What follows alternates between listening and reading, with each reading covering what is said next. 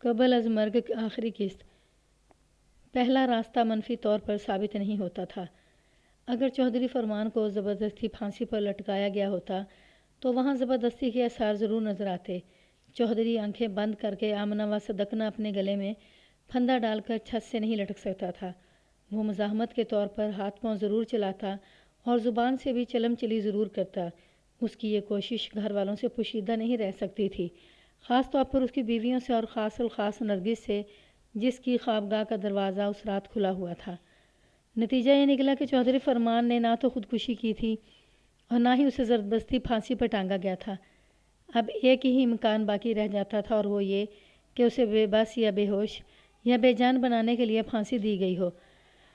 یہ قوی امکان اس لیے بھی قوی نظر آتا تھا کہ میں نے چوہدری کی آنکھوں کا بڑا بھرپور جائزہ لیا تھا۔ وہ اس درجہ حلقوں سے ابلی نہیں پڑ رہی تھیں جیسا کہ عام طور پر خودکشی کرنے والوں کی دکھائی دیتی ہیں۔ ایسا سوچتے ہوئے ایک خطرناک خیال میرے ذہن میں گزرا، چوہدری فرمان علی کو کس نے قتل کیا تھا؟ نرگس نے حبیب کی مدد سے یا پھر قربان نے منظور کی معاونت سے؟ اس وقت صرف یہی دو ٹارگٹ نمایاں ہو کر میرے سامنے آئے تھے۔ میں رشیدہ بیگم کے اس خیال سے اتفاق کرنے کی پوزیشن میں نہیں تھا کہ چوہدری فرمان نے خودکشی کی تھی۔ اس نے خودکشی کے لیے چوہدری کی جس کمزوری کو جواز بنانے کی کوشش کی تھی، رخسانہ کی طرح میں بھی اسے ماننے کو تیار نہیں تھا۔ یہ حقیقت ہے، چوہدری فرمان علی جیسے ظالم و جاور بندے اپنی کسی کی کمی یا خامی کو تنقید کا نشانہ بنتے ہوئے نہیں دیکھ سکتے۔ وہ اتنے غیرت مند نہیں ہوتے کہ ندامت سے چور ہو کر پھانسی کا پھندا گلے میں ڈال کر جان دے دیں۔ وہ اپنی جانب اٹھنے والے ہاتھ اور اس کے ساتھ حامل فرد کو زندہ گاڑ دیتے ہیں، اپنے خلاف کھلنے والی زبان کو گدی سے کھین دیتے ہیں۔ رخسانہ نے بالکل ٹھیک کہا تھا۔ اگر معاملہ ویسا رہا ہوتا تو چوہدری فرمان علی خودکشی کی بجائے نرگس کو خون تھوکنے اور زہر چاٹنے پر مجبور کر دیتا۔ اب آ جا کر بہت ہی اہم سوال کھڑا ہو گیا تھا۔ چوہدری فرمان کو پھانسی دینے سے قبل بے ہوش کیا گیا تھا، بے بس کیا گیا تھا یا پھر بے جان؟ اس سنگین اور خطرناک سوال کی مہلک بندشوں کو پوسٹ مارٹم کی رپورٹ ہی کھول سکتی تھی۔ میں ان خیالات کے ساتھ ہسپتال پہنچ گیا۔ ڈیوٹی پر موجود کانسٹیبلز نے میرا استقبال کیا اور فی الفور مجھے نرگس کے پاس جنرل وارڈ میں پہنچا دیا۔ میں نے اشاراتی زبان میں اس سے معلوم کر لیا تھا کہ وہاں کسی قسم کی کوئی گڑبڑ تو نہیں ہوئی۔ انہوں نے سب ٹھیک ہے میں جواب دیا تھا۔ نرگس مجھے قدرے بہتر حالت میں نظر آئی۔ اس کی ضروری مرہم پٹی کر دی گئی تھی۔ اس کی ایک کلائی میں ہلکا سا فریکچر آ گیا تھا، جہاں ڈاکٹر نے بڑی مہارت کے ساتھ پلاسٹر چڑھا دیا تھا۔ اس کا ٹریٹمنٹ فوراً شروع کر دیا گیا تھا۔ اسے ڈرپ لگی ہوئی تھی۔ میں نے ڈیوٹی پر موجود ڈاکٹر سے نرگس کی حالت کے بارے میں دریافت کیا تو اس نے کہا، ہم نے ضروری انجیکشن اور دیگر طبی امداد مریضہ کو دے دی ہے۔ اگر گھر پر مناسب دیکھ بھال ہو سکتی ہو تو ڈرپ ختم ہونے کے بعد اسے ڈسچارج کروا لیں۔ ویسے میرا مشورہ ہے مریضہ کو کم از کم 2 روز تک ہسپتال میں رہنے دیں۔ آپ یہ مشورہ کس بنا پر دے رہے ہیں؟ میں نے پوچھا۔ ڈاکٹر نے کہا، میں نے محسوس کیا ہے مریضہ ہسپتال میں خود کو خاصا محفوظ اور مطمئن خیال کر رہی ہے۔ میں نہیں جانتا اس کے ساتھ کیا حالات پیش آئے، لیکن میں نے دیکھا ہے جب اسے ایمرجنسی میں لایا گیا تو یہ بے حد خوف زدہ نظر آتی تھی۔ اس کی یہ کیفیت خاصی حد تک زائل ہو چکی ہے۔ یہ بات آپ نے بھی محسوس کی ہوگی ملک صاحب۔ ہم اس وقت ڈاکٹر کے کمرے میں بیٹھے تھے۔ میں نے کہا، ڈاکٹر صاحب میں آپ کے مشورے کے مطابق مریضہ کو ہسپتال میں چھوڑنے پر تیار ہوں۔ اس کے ساتھ جو کچھ ہوا ہے اس کا بیان بہت طولانی ہوگا، بس اتنا سمجھ لیں یہ ایک جابر شخص کے ظلم کا شکار ہوئی ہے۔ ایک لمحے کا توقف کر کے میں نے اضافہ کیا، مریضہ سے آپ کی ہمدردی بجا، لیکن میں چاہوں گا اس پر بھی کڑی نظر رکھی جائے۔ میں نے اس مقصد کے لیے 2 کانسٹیبلز کو مامور کر رکھا ہے۔ آپ بھی ہسپتال کے عملے کو الرٹ کر دیں۔ ڈاکٹر میری احتیاط پسندی کے پیش نظر چونک اٹھا، پھر حیرت بھری نظر سے مجھے دیکھتے ہوئے بولا، کیا یہ مریضہ کسی حوالے سے خطرناک بھی ثابت ہو سکتی ہے؟ ایک خاص حوالے سے صرف 1%۔ میں نے ذومینی انداز اختیار کرتے ہوئے کہا، تاکہ ڈاکٹر کی تشویش حد درجہ نہ بڑھ جائے، اور وہ خطرناکی بھی اس نوعیت کی ہوگی کہ یہاں سے فرار ہونے کی کوشش کرے گی۔ آپ پریشان بالکل نہ ہوں، میرے متعین کردہ دونوں افراد اسے سنبھال لیں گے۔ آپ سے تو میں نے احتیاطاً ذکر کر دیا ہے۔ وہ خاصا مطمئن نظر آنے لگا۔ ٹھیک ہے، میں اس بات کا خیال رکھوں گا۔ کیا مریضہ کی ذہنی اور جسمانی حالت اس بات کی اجازت دیتی ہے کہ میں اس کا تفصیلی بیان قلم بند کر سکوں؟ میں نے ڈاکٹر سے دریافت کیا۔ اس نے ایسا کرنے کی اجازت دے دی۔ مریضہ کی حالت خطرے سے باہر اور اطمینان بخش ہے۔ میں نے پوچھا چودھری فرمان علی کا پوسٹ مارٹم کس مرحلے میں ہے؟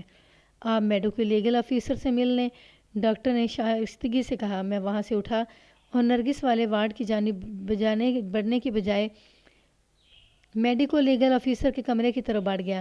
مجھے بتایا گیا کہ پوسٹ مارٹم ابھی تجزیاتی مراحل میں تھا، کل صبح مجھے ابتدائی رپورٹ مل جاتی۔ میں مذکورہ رپورٹ پڑھنے کے لیے بے چین تھا، لیکن صبح تک انتظار کرنا مجبوری تھی کیونکہ کیمیکل ایگزامینر نے بھی اپنی تجزیاتی رپورٹ منسلک کرنا تھی۔ میں نرگس کے پاس آ گیا۔ ہسپتال کے سٹاف نے نرگس کے بیڈ کے نزدیک میرے لیے کرسی ڈال دی۔ میں نے نرگس سے حال احوال دریافت کیا تو اس نے تشکرانہ نگاہ سے مجھے دیکھا اور بولی، تھانے دار صاحب، میں آپ کا یہ احسان زندگی بھر نہیں بھولوں گی۔ پہلی بات تو یہ کہ میں نے تم پر کوئی احسان نہیں کیا، یہ میرے فرائض کا تقاضا تھا، میں نے اس کی دل جوئی کرتے ہوئے کہا، اور اگر تم اسے واقعی کوئی احسان سمجھ رہی ہو تو پھر پہلی فرصت میں اس احسان کو اتار دو۔ وہ کس طرح؟ وہ اتنی شدت سے چونکی کہ بے ساختہ اٹھنے کی کوشش کر بیٹھی۔ میں نے شانوں سے سہارا دے کر اسے دوبارہ لٹا دیا اور پچکارنے والے انداز میں کہا، احسان اتارنے کے لیے تمہیں اٹھنے کی ضرورت نہیں نرگس، یہ کام لیٹے لیٹے بھی ہو سکتا ہے۔ تمہیں ڈرپ لگی ہوئی ہے اور ایک کلائی پر پلاسٹک چڑھا ہوا ہے، تمہارا لیٹا رہنا زیادہ اہم ہے۔ پھر میں آپ کا احسان کیسے اتاروں؟ اس کی آنکھوں میں الجھن تھی۔ میں نے اپنی پیشہ ورانہ زندگی میں ہزارہا آنکھوں میں جھانکا ہے، ان میں قاتلوں اور خطرناک مجرموں کی آنکھیں بھی تھیں اور سڑک چھاپ غنڈوں بدماشوں کی بھی، بے گناہ مظلوموں کی بھی تھیں اور معصوم سادہ لو افراد کی آنکھیں بھی۔ میں اس تجربے اور مشاہدے سے اچھا خاصا نین شناس ہو گیا تھا۔ نرگس کی آنکھوں میں دیکھتے ہوئے مجھے ایک لمحے کے لیے بھی یہ احساس نہیں ہوا کہ وہ کسی زاویے سے چودھری فرمان کے قتل میں ملوث ہوگی۔ اب اگر ایسا تھا تو پھر یہی کہا جا سکتا تھا، میں زبردست دھوکہ کھا رہا تھا۔ دنیا میں ایسے مجرم بھی پائے جاتے ہیں جن کی آنکھوں میں نرگس جیسی سادگی اور معصومیت اجاگر ہو۔ میں نے نرگس کے سوال کا جواب دیتے ہوئے کہا، تم یہ احسان سچ بول کر اتار سکتی ہو۔ سچ؟ اس نے دہرایا، میں نے اب تک آپ سے کون سا جھوٹ بولا ہے؟ میں نے کہا، اگر نہیں بولا تو میں یہی چاہتا ہوں کہ آئندہ بھی نہ بولو۔ میں اس وقت تمہارا تفصیلی بیان لینے آیا ہوں، آپ پوچھیں کیا پوچھنا چاہتے ہیں، وہ پر اعتماد لہجے میں بولی۔ میں نے اس کا رہا سہا خوف بھی دور کرنے کی خاطر کہا، سب سے پہلے تم مجھے اپنے اغوا اور زبردستی کی کہانی کے شادی کے بارے میں بتاؤ تاکہ میں تمہارے حالات کے پس منظر سے آگاہ ہو سکوں۔ میری شادی؟ اس نے ایک طویل سانس خارج کرنے کے بعد کہا، پھر چند لمحے خاموش رہنے کے بعد بتانے لگی، میں اس رات کو کبھی نہیں بھول سکتی، یہ لگ بھگ 1.25 سال پہلے کی بات ہے۔ موسم سرما کی آمد تھی جب چودھری فرمان علی نے مجھے اغوا کروا کے اپنے ڈیرے پر پہنچایا تھا، اور اغوا کرنے والوں کا سرغنہ جانتے ہیں کون تھا؟ وہ اچانک رک کر سوالیہ نظر سے مجھے دیکھنے لگی۔ میں نہیں جانتا تھا، اس نے نفی میں گردن ہلا دی۔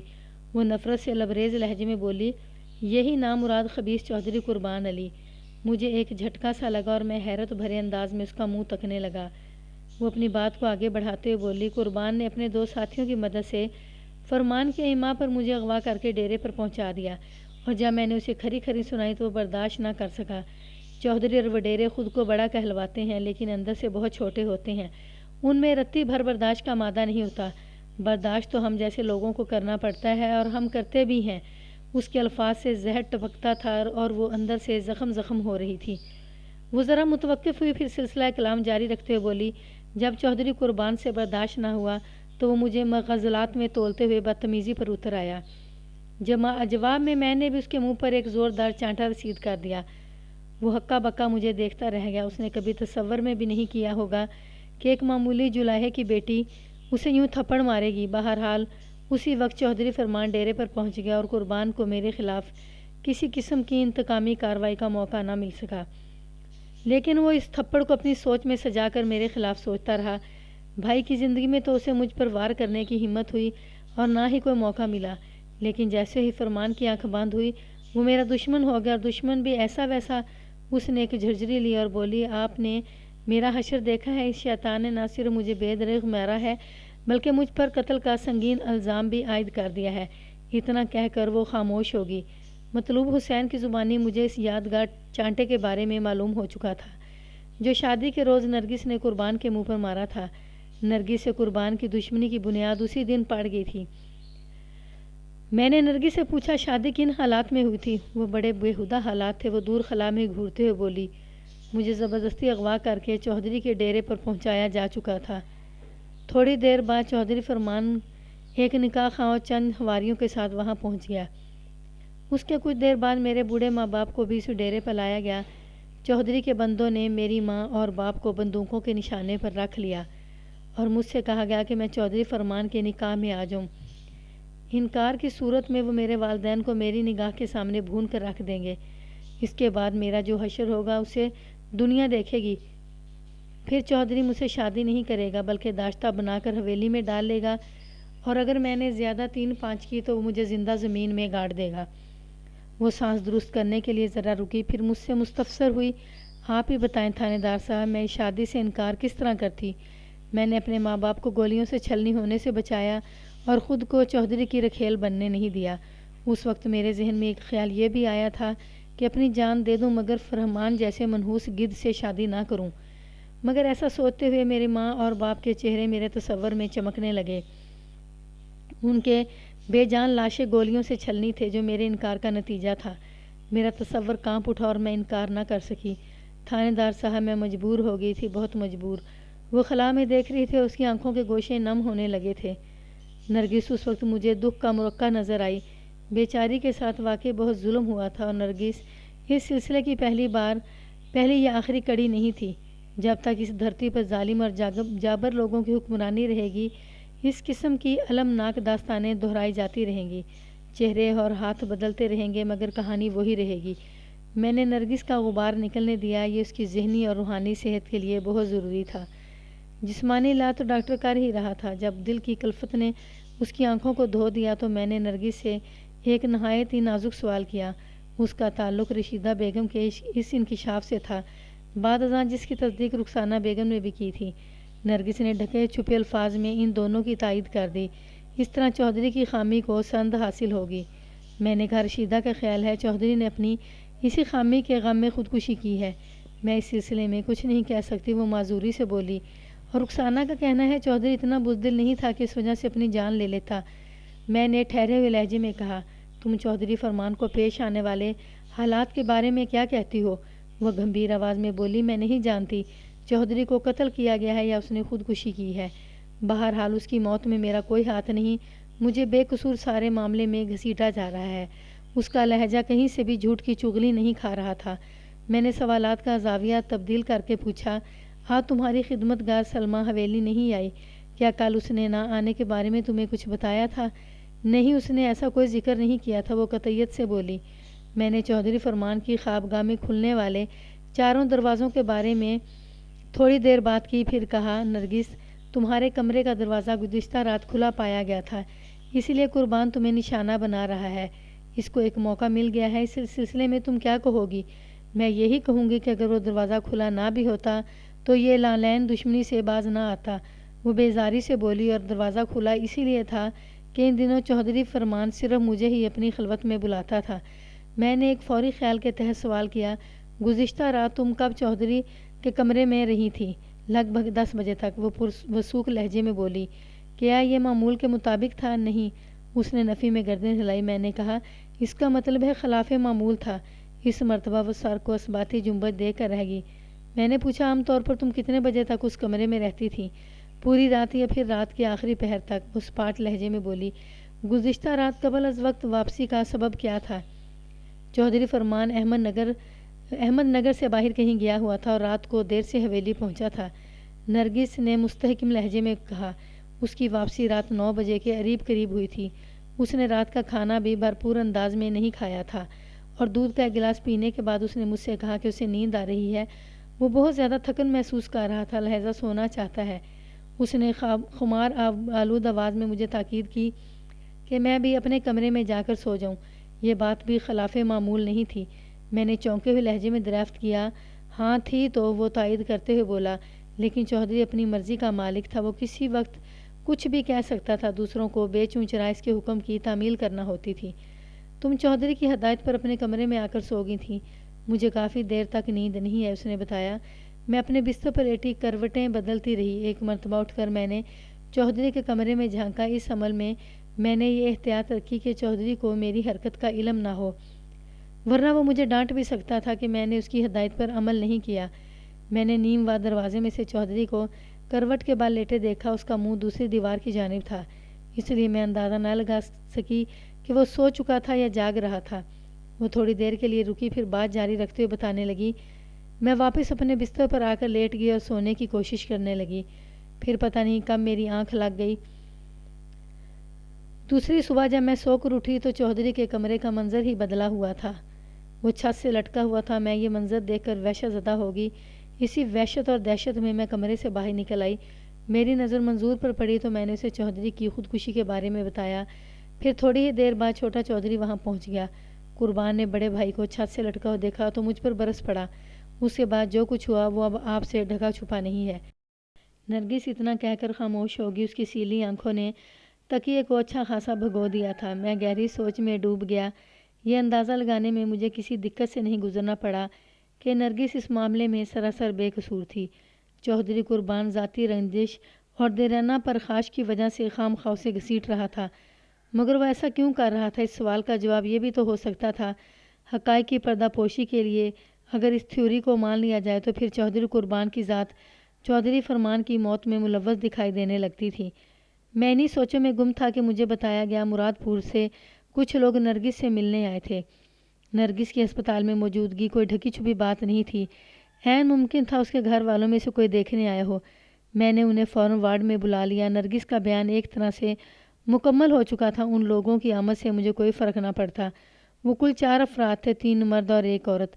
ان میں ایک نرگس کا باپ شوکت حسین تھا، دوسرا اس کا بہنوئی اور تیسرا نوجوان حبیب تھا۔ عورت قدیر کی بیوی یعنی نرگس کی بہن تھی۔ حبیب کے بارے میں معلوم ہوا تو میں چونک اٹھا۔ اس کیس میں اس کا نام کئی جگہوں پر آ چکا تھا۔ میں اس کی خبر گیری کے لیے کل مراد پور جانے والا تھا۔ اچھا ہوا وہ خود ہی چل کر مجھ تک پہنچ گیا تھا۔ میں نے باقی 3 افراد کو تو نرگس کے پاس رہنے دیا اور حبیب کے کندھے پر ہاتھ رکھتے ہوئے معتدل لہجے میں کہا، جوان تم ذرا ادھر میرے ساتھ آؤ۔ کہاں جی؟ اس نے الجھن زدہ لہجے میں پوچھا۔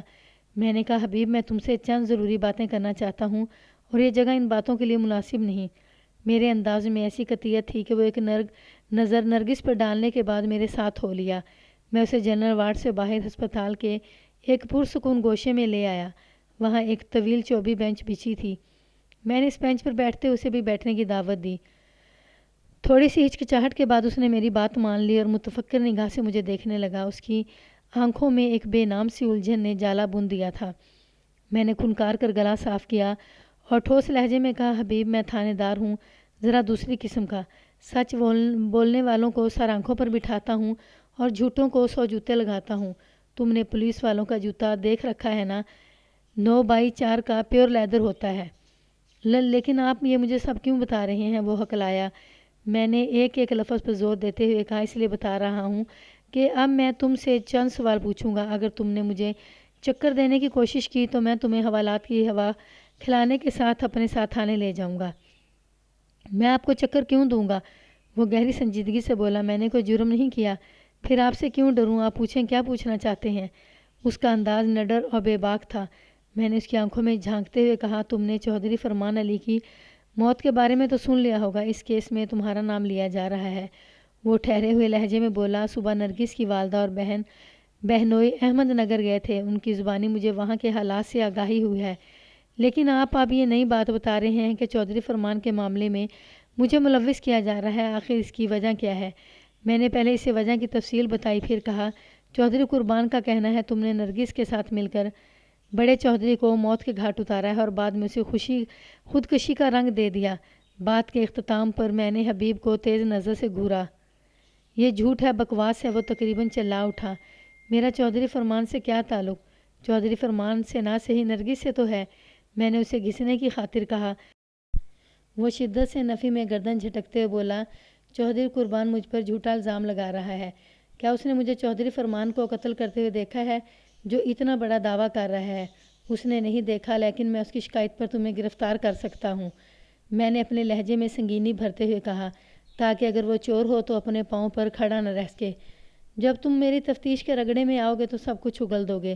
جناب آپ میری بات کا یقین کریں، وہ گہری سنجیدگی سے بولا، چودھری فرمان کی موت میں میرا کوئی ہاتھ نہیں، آپ بلا وجہ مجھے پریشان نہ کریں، بلکہ میں تو کہتا ہوں نرگس کو بھی خام خواہ تنگ نہ کریں، وہ بیچاری پہلے ہی بہت تکلیفیں اٹھا چکی ہے۔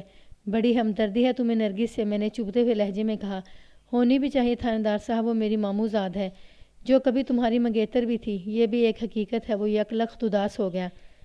میں نے اپنی تسلی کی کوشش جاری رکھتے ہوئے کہا، چودھری فرمان علی نے زبردستی تمہاری منگیتر کو چھین لیا۔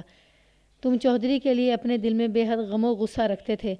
تم نے نرگس کے ساتھ مل کر پلاننگ کی، پھر تم نے اپنے رقیب کو موت کے گھاٹ اتار دیا۔ وہ بھڑک اٹھا، تھانے صاحب ان فرضی قصوں میں الجھا کر آپ مجھے قاتل ثابت کرنے کی کوشش نہ کریں۔ خدا گواہ ہے میں نے کبھی احمد نگر کا رخ نہیں کیا۔ چودھری کو قتل کرنا تو دور کی بات ہے، اس کے بھڑکنے میں اداکاری کا عنصر شامل نہیں تھا۔ اس نے ایسے رد عمل کا مظاہرہ کیا تھا جیسے کوئی کھرا آدمی غلط بات پر چراغ پا ہو جاتا ہے۔ میں نے قانون کے تقاضے نبھاتے ہوئے اس کا ٹٹولنا اور کریدنا جاری رکھا۔ تم مسلسل جھوٹ پر جھوٹ بول رہے ہو، میں نے کڑک کر کہا۔ پچھلے 1 سال میں تم کم از کم 10 مرتبہ احمد نگر میں دیکھے گئے ہو۔ کس نے دیکھا ہے مجھے وہاں؟ وہ غصے کو ضبط کرتے ہوئے بولا۔ میں نے اس کے سوال کو نظر انداز کرتے ہوئے پوچھا، کیا کل شام کے وقت تم چودھری فرمان علی کی حویلی کے آس پاس موجود نہیں تھے؟ میں نے منظور نامی ملازم سے ہونے والی معلومات کی روشنی میں حبیب کو سوالات کی چکی میں پیس ڈالا، لیکن وہ بھی اپنی بات پر ڈٹا رہا۔ خفگی آمیز انداز میں بولا، تھانے دار صاحب کل شام تو کیا، میں نے کم از کم 1 سال سے احمد نگر میں قدم نہیں رکھا۔ اس کی آواز بھرا گئی۔ جب سے نرگس کی شادی چودھری سے ہوئی ہے میں نے ادھر کا رخ کرنا چھوڑ دیا ہے۔ یہ کوئی ڈھکی چھپی بات نہیں کہ نرگس میری منگیتر تھی۔ میں احمد نگر کے چکر کاٹ کر اپنی نظر میں گرنا چاہتا ہوں اور نہ ہی نرگس کے لیے مشکلات کھڑی کرنا چاہتا ہوں۔ جب میں چودھری فرمان جیسے طاقتور شخص کا مقابلہ نہیں کر سکتا تو خام خواہ رسوائی کا کیا فائدہ؟ وہ ایک لمحے کو خاموش ہوا، پھر پوچھنے لگا، آپ نے بتایا نہیں کل شام کس شخص نے مجھے حویلی کے قریب دیکھا تھا؟ یہ کوئی بتانے والی بات نہیں تھی۔ مجھے منظور کے جھوٹ پر سخت غصہ آ رہا تھا۔ میں نے سوچا کل اسے تھانے بلا کر رگڑوں گا۔ اس نے ایک طرح سے مجھے مس گائیڈ کرنے کی کوشش کی تھی۔ میں نے منظور کا نام ظاہر کیے بغیر حبیب سے جیرا جاری رکھی، اگر تم کل شام احمد نگر میں چودھری فرمان کی حویلی کے قریب نہیں تھے تو پھر کہاں تھے؟ میں اپنے گھر میں تھا، وہ جلدی سے بولا، مراد پور میں۔ میں گزشتہ پوری رات تم نے گھر میں ہی گزاری ہے؟ اس نے اس بات میں جواب دیا اور کہا، آپ میرے گھر والوں سے پوچھ سکتے ہیں، بلکہ اس بات کی گواہی تو قدیر بھی دے گا۔ میں رات گئے ماموں شوق کے گھر اس سے گپ شپ کر رہا تھا، وہ دونوں اس وقت ہسپتال میں موجود ہیں، آپ میری بات کی تصدیق کر سکتے ہیں۔ اس نے ایک انتہائی معقول بات کہی تھی، ویسے مجموعی طور پر اس نے ابھی تک کوئی بھی فضول اور معقول بات نہیں کی تھی۔ وہ ایک سلجھا ہوا اور سمجھدار شخص تھا۔ میں نے تصدیق میں دیر مناسب نہ سمجھی اور تھوڑی دیر بعد یہ ثابت ہو گیا کہ وقوعہ کی شام یا رات حبیب مراد پور میں موجود تھا۔ اس کے بعد حبیب سے مزید سوال و جواب کی گنجائش نہیں تھی۔ اسے فارغ کرنے سے پہلے میں نے تاکید کر دی کہ وہ مسلسل مجھ سے رابطے میں رہے اور جب تک اس کیس کا اونٹ کسی کروٹ نہیں بیٹھ جاتا وہ تھانے میں پیشگی اطلاع دیے بغیر اپنے علاقے سے باہر نہ جائے۔ اگلے روز میں نے حوالدار شمشاد کو 2 کانسٹیبلز دے کر احمد نگر روانہ کر دیا تاکہ نرگس کی خاص خادمہ سلمہ کے بارے میں معلومات حاصل کی جائیں اور منظور کو بھی پکڑ کر تھانے لایا جائے۔ وہ چودھری قربان کا حمایتی تھا اور اس کا جھوٹ کھل جانے کے بعد مجھے شک ہونے لگا تھا چودھری قربان نے منظور کے ساتھ مل کر بڑے چودھری کے ساتھ کوئی کارروائی کی ہے۔ حوالدار 1 گھنٹے بعد واپس آ گیا۔ سلمہ کے بارے میں اس نے اطلاع دی کہ وہ تیز بخار میں پھونک رہی ہے اور آج بھی حویلی نہیں جا سکی تھی۔ میں نے حوالدار سے پوچھا، اور اس سورما کو لائے ہو اپنے ساتھ؟ منظور باہر برآمدے میں بیٹھا ہے، حوالدار نے بتایا۔ تو وہاں بیٹھا کیا کر رہا ہے؟ میں نے سخت لہجے میں کہا، اسے میرے کمرے میں لے کر آؤ، لیکن کوئی چھوٹا سا ٹریلر دکھانے کے بعد۔ میں اس پر وقت برباد کرنا نہیں چاہتا، آپ فکر ہی نہ کریں ملک صاحب، حوالدار خوش ہوتے ہوئے بولا۔ میں اسے ڈرائنگ روم کی ایک جھلک دکھا کر لاتا ہوں۔ 10 منٹ بعد منظور میرے سامنے کھڑا تھر تھر کانپ رہا تھا۔ حوالدار شمشاد بڑے جارحانہ انداز میں اس کے پہلو میں موجود تھا۔ میں نے بھرپور نظر سے منظور کو دیکھا اور سہلانے والے انداز میں کہا، تمہیں مجھ تک پہنچنے میں کوئی تکلیف تو نہیں اٹھانا پڑی؟ تکلیف؟ وہ روحانسی آواز میں بولا، کہ حوالدار نے تو میرا کچومر نکال دیا ہے۔ میں نے ہمدردی بھرے لہجے میں کہا، حوالدار بہت جلاد قسم کا بندہ ہے، اگر تم نے میرے ساتھ تعاون نہیں کیا تو یہ تمہیں جان سے مار دے گا۔ وہ خوفزدہ نظر سے شمشاد کو دیکھنے کے بعد مجھ سے بولا، تھانے دار جی آپ اسے یہاں سے ہٹا لیں، میں ہر قسم کے تعاون کے لیے تیار ہوں۔ یہ تو یہاں سے نہیں ہٹے گا بھائی، میں نے حتمی لہجے میں کہا، میں سیدھا سادہ تھانے دار ہوں، تم مجھے چکر دے دو گے، تم سے تو حوالدار ہی نپٹے گا، میں آپ کو کوئی چکر نہیں دوں گا سرکار، وہ رونی صورت بنا کر بولا۔ میں نے حوالدار کو جانے کا اشارہ کیا اور منظور کے ساتھ مذاکرات میں مصروف ہو گیا۔ اس نے بڑی شرافت سے اقرار کر لیا کہ وقوعہ کی رات وہ اس سے پہلے بھی اس نے حبیب کو احمد نگر میں نہیں دیکھا تھا۔ جب میں نے اسے مزید تفتیش کا ڈراوا دیا تو اس نے اگل دیا کہ حبیب کو دیکھنے والی بات اس نے چودھری قربان کے حکم پر کی تھی۔ میں نے اسے قربان کا معاون گردانتے ہوئے فرمان کے قتل کے حوالے سے بھی کئی اہم سوال کیے، لیکن وہ باقاعدہ رونے لگا اور کہا کہ بڑے چودھری کی موت میں اس کا کوئی ہاتھ نہیں۔ چھوٹا چودھری اگر اس کیس میں ملوث ہے تو اسے اس کا علم نہیں۔ میں نے مزید تفتیش کی خاطر منظور کو حوالات میں بند کر دیا۔ چودھری قربان کی ذات لمحہ بلمحہ مشکوک کی دبیس تہ میں دبتی چلی جا رہی تھی۔ میں نے اسے تھانے بلوانے کے لیے اپنے بندے بھیجے تو پتہ چلا وہ حویلی میں موجود نہیں تھا۔ میں نے ان بندوں کی ڈیوٹی لگا دی کہ جیسے ہی وہ نظر آئے اسے عزت و احترام کے ساتھ تھانے لایا جائے۔ چودھری قربان کے خلاف ایک گواہ میرے پاس موجود تھا۔ منظور گواہی دے سکتا تھا کہ اس نے چودھری کے ایمان پر جھوٹ بولا تھا۔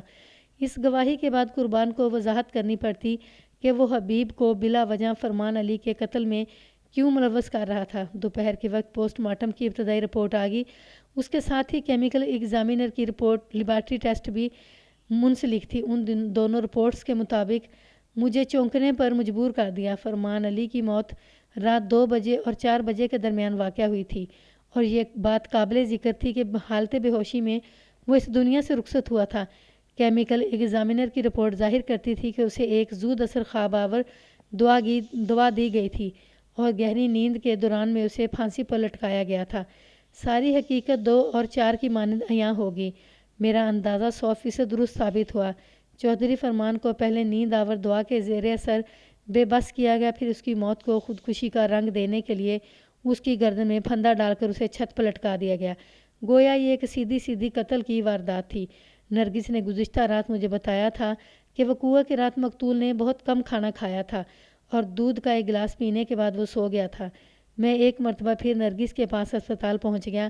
میں نے مختصر الفاظ میں اسے ماہرانہ رپورٹ کے بارے میں بتایا اور پوچھا حویلی میں کھانا پکانے کا کام کس کے سپرد ہے۔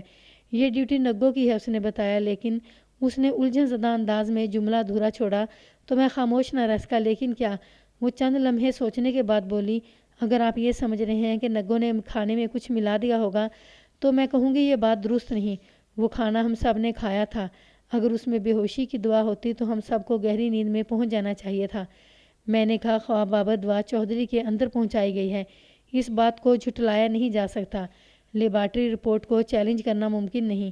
اب یا تو وہ دوا کھانے میں شامل تھی یا پھر دودھ میں، کھانے میں ممکن نہیں۔ وہ ایک مرتبہ پھر زور دے کر بولی، میں نے چودھری فرمان کے ساتھ کھانا کھایا تھا۔ ہاں، یہ ہو سکتا ہے کہ دودھ میں کچھ ملا ہوا ہو۔ میں نے ایک فوری خیال کے تحت پوچھا، باورچی خانے سے تم نے کھانا اور دودھ خود نکالا تھا یا نگوں نے یہ چیزیں وہاں تک پہنچائی تھیں؟ نہ میں خود لے کر آئی اور نہ ہی نگوں نے پہنچائی، اس نے جواب دیا۔ یہ ذمہ داری مطلوب حسین کی ہے، وہ برسوں سے یہ ڈیوٹی نبھا رہا ہے۔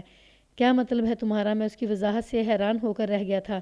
وہ بولی، چودھری فرمان کی یہ خواہش تھی کہ اس کا کھانا مطلوب حسین کے سوا کوئی اور اس تک نہ پہنچائے۔ میرے آنے سے پہلے یہ معمول چلا آ رہا تھا۔ وقوعے کے روز بھی رات کا کھانا اور دودھ مطلوب نے ہی چودھری کی خوابگاہ میں پہنچایا تھا۔ مجھے اچھی طرح یاد ہے، میں اس وقت وہی موجود تھی جب وہ کھانا لے کر آیا تھا۔ چودھری نے 2-4 لقمے لینے کے بعد کھانے سے ہاتھ کھینچ لیا تھا، جبکہ میں کھاتی رہی تھی۔ پھر اس نے دودھ کا گلاس پی لیا۔ تھوڑی دیر بعد اس نے کہا کہ اسے نیند آ رہی ہے، چنانچہ میں اپنی خوابگاہ میں چلی جاؤں۔ میں اٹھی اور اپنے کمرے میں آ گئی۔ نرگس نے بات کی تو میرا ذہن صاف ہو گیا۔ میں اس کیس کو حل کرنے میں کامیاب ہو گیا تھا۔ خود کلامی کے انداز میں نے زیر لب دہرایا، دودھ کا گلاس پینے کے بعد چودھری کو نیند آ گئی، پھر وہ گہری نیند میں پہنچ گیا۔ بعد ازاں غفلانہ نیند کا سہارا لے کر اسے پھانسی پر لٹکا دیا گیا، جہاں وہ موت کے منہ میں چلا گیا۔ نرگس بڑی گہری نگاہ سے مجھے تک رہی تھی، چونکے ہوئے لہجے میں بولی، لیکن مطلوب نے کیوں دودھ میں نشہ آور دوا ملائی ہوگی؟ اس سوال کا جواب مطلوب ہی دے گا نرگس، میں نے سنسنی خیز انداز میں کہا۔ وہ الجھن زدہ لہجے میں بولی، مطلوب برسوں کا آزمایا ہوا ہے، چودھری اس پر بہت بھروسہ کرتا ہے، وہ ایسی حرکت کیوں کرے گا؟ چودھری سے اس کی کیا دشمنی ہو سکتی ہے؟ تمہارے ان سوالات کے جوابات میں بعد میں دوں گا۔ میں اٹھ کر کھڑا ہو گیا۔ نوری، فوری طور پر مجھے مطلوب حسین کی تلاش ہے۔ تھانے آتے ہی میں نے مطلوب کو لانے کے لیے اپنے 3 بندے روانہ کر دیے۔ آدھے گھنٹے بعد وہ میری نظر کے سامنے کھڑا تھا۔ میرے بھیجے ہوئے پولیس اہلکاروں نے بڑی مستعدی دکھائی تھی۔ میں نے تیز نظر سے مطلوب کو گھورا اور سخت لہجے میں پوچھا، میں سوچ بھی نہیں سکتا تھا کہ تم جیسا سیدھا سادہ شخص اتنا خطرناک کام کر ڈالے گا۔ بتاؤ تم نے کس کے حکم پر چودھری فرمان کے دودھ میں خواب آور دعا ملائی تھی؟ میرے خالص تھانے دارانہ انداز نے اس کی سٹی گم کر دی۔ پہلے میں نے حویلی میں اس سے دوستانہ ماحول میں گفتگو کی تھی۔ وہ میرے نئے تیور دیکھ کر گھبرا گیا اور اسی گھبراہٹ میں آئیں بائیں شائیں کرنے لگا۔ میں نے اس کی زبان کا قفل کھلوانے کے لیے اسے حوالدار شمشاد کے حوالے کر دیا۔ پولیس جب صحیح آدمی پر ہاتھ ڈال دے تو پھر اس سے حقیقت کو گلوانا مشکل نہیں رہتا۔ سخت سے سخت جان مجرم بھی گھٹنے ٹیکنے پر مجبور ہو جاتا ہے۔ آدھے گھنٹے کی کارگری نے مطلوب کے کس بل نکال دیے اور وہ سچ بیان کرنے کے قابل ہو گیا۔ میں نے پہلی فرصت میں اس کا بیان نوٹ کر لیا۔ مطلوب حسین نے ایک سوچی سمجھی سازش کے تحت پہلے چودھری کے دودھ میں خواب آور دعا ملائی، پھر جب وہ گہری نیند میں پہنچ گیا تو رات کے آخری پہر آ کر اس نے چودھری کے گلے میں پھانسی کا پھندا ڈال کر اسے چھت سے لٹکا دیا، جہاں وہ زندگی سے بچھڑ کر موت سے جا ملا۔ اس کارروائی کے دوران اس نے نرگس کے کمرے میں کھلنے والے دروازے کو اندر سے کنڈی لگا دی تھی تاکہ وہ چودھری کی خوابگاہ تک رسائی حاصل نہ کر سکے۔ وہ وہاں کا پرانا ملازم تھا، لہذا چودھری کی خوابگاہ میں داخل ہونے کے لیے اس نے ایک چابی بنا لی تھی۔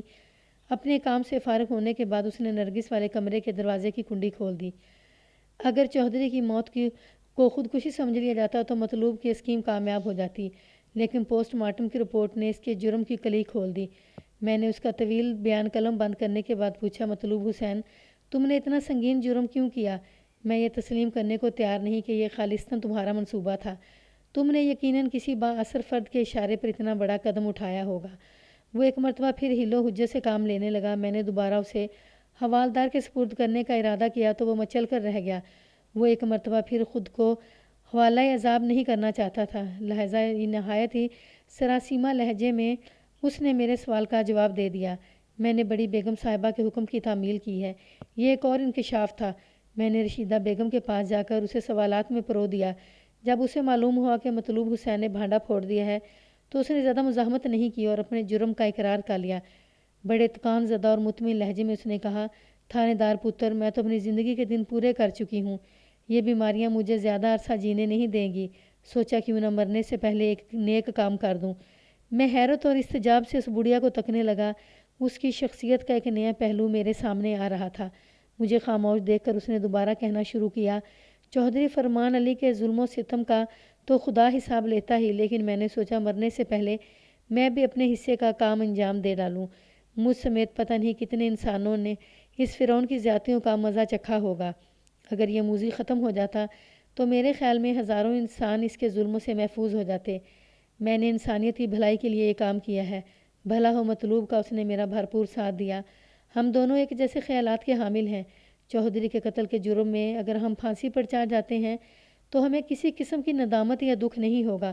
وہ ایک لمحے کو سانس درست کرنے کی خاطر رکی، پھر بڑے آسودہ لہجے میں بولی، تھانے دار پتر، زیادہ سوچ میں پڑنے کی ضرورت نہیں، آپ وہی کرو جو تمہارا قانون کہتا ہے۔ وہ عمر رسیدہ کمر خمیدہ بڑھیا میری سوچ سے زیادہ پیچیدہ اور گہری ثابت ہو رہی تھی۔ میں چند لمحات تک خاموش بیٹھا، اس کے بارے میں غور کرتا رہا، پھر قانون کے تقاضے پورے کر دیے۔ رشیدہ بیگم کا کہا ثابت ہوا۔ اس کا خیال تھا وہ زیادہ دن زندہ نہیں رہے گی۔ ابھی اس مقدمے کی باقاعدہ سماعت بھی شروع نہیں ہوئی تھی کہ وہ چل بسی۔ عدالت نے مطلوب کو شریک جرم کے طور پر 7 سال کی جرم سزا سنا کر جیل بھیج دیا۔ اس میں شک و شبے کی گنجائش نہیں کہ رشیدہ بیگم نے قبل از مرگ ایک عظیم الشان کارنامہ انجام دیا تھا۔ چودھری کے موذی ہونے میں کوئی دو آرا نہیں تھی۔ قتل موذی قبل ایذا شاید ایسے ہی واقعات پر فٹ بیٹھتا ہے۔ چلتے چلتے یہ بھی بتا دوں کہ آئندہ گرمیوں میں نرگس اور حبیب نے شادی کر لی۔ بلند و بالا اور وسیع و عریض حویلی میں گزرے ہوئے عذاب ناک دنوں کی تلخیوں کو وہ حبیب کی جھونپڑی کے سائے میں بھلانے کی کوشش کر رہی ہے، اور وہ اس کوشش میں کامیاب بھی ہے۔